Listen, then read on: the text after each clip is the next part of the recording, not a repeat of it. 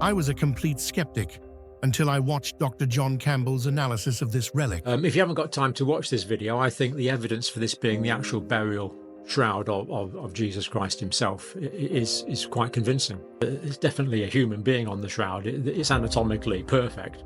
Marks, blood stains, these are being confirmed to be human blood on various parts from what we would assume to be the crown of thorns.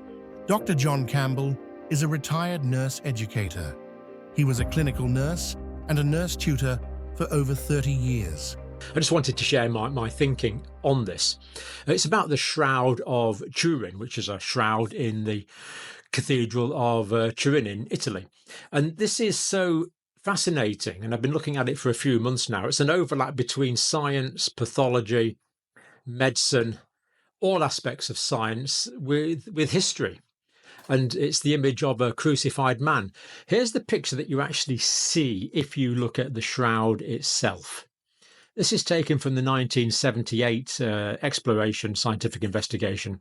And this is from the photographer Vernon Miller, available on shroudphotos.com. And this is what you actually see on the shroud. And it's a photo negative. Marks, blood stains, these are being confirmed to be human blood on various parts from what we would assume to be the crown of thorns, the scourge marks that are on many parts of the body.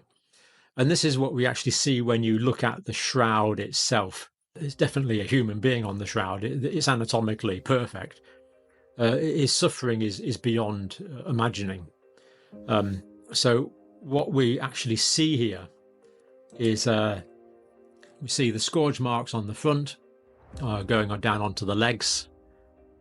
We see the scourge marks there in positive on the legs, on the chest and on the arms. And we actually see the marks here of the nail of crucifixion. We see 4 fingers here. These are blood marks on the arms, and these blood marks are consistent with the body being in a crucifixion position. The pathology here does add up in really quite alarming ways, really. Roman crucifixion was not through the palm of the hand, it was through the wrist. It's hard to think about, but the nail would go through the median nerve. That causes retraction of the thumb. That's why you only see the fingers. Of course, the median nerve is motor and sensory. The suffering that this would generate is completely beyond comprehension. But we see it clearly in the image there, consistent with the Roman practices. Not only is there an image on the shroud, the image is actually codes, 3-dimensional information. Now, in other words, the grayscale on the image contains 3-dimensional information. Now, if you take a picture of yourself and put it under what's called a 3D image analyzer, it'll just be a complete mess. But when you do that with a shroud, it comes to life. And this was first done again in 1978. Now, this was done using what's called a VP8 image analyzer.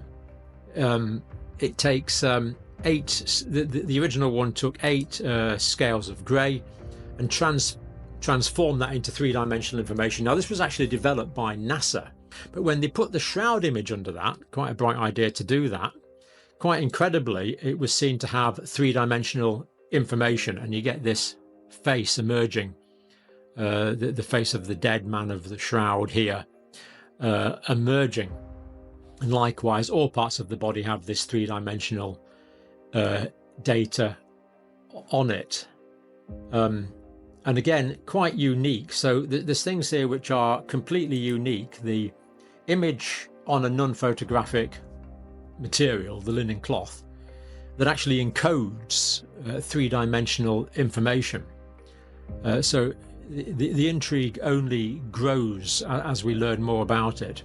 The face of the man of the shroud starts to become recognizable, clearly recognizable as a human face. And again, you've got this fascinating tie-up between the current science and the ancient or the New Testament documentation. It really becomes quite an intriguing object to start to study. I stress I am by no means an expert. I'm merely sharing my current thinking. I don't know. I do feel that the way the world is going at the moment, there's a lot of things aren't looking very hopeful at the moment, and it's almost like that this is a message for later times, that while the shroud could be appreciated in earlier centuries, no one knew it was a photographic negative until photography was invented. No one knew it had three-dimensional information until the people started wanting to interpret the topography of distant planets.